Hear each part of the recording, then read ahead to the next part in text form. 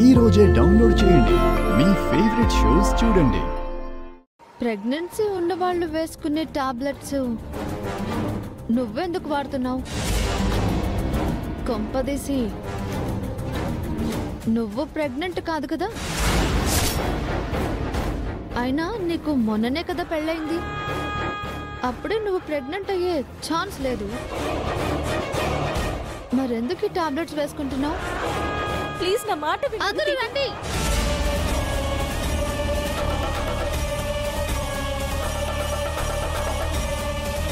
ఏమైంది అదితి?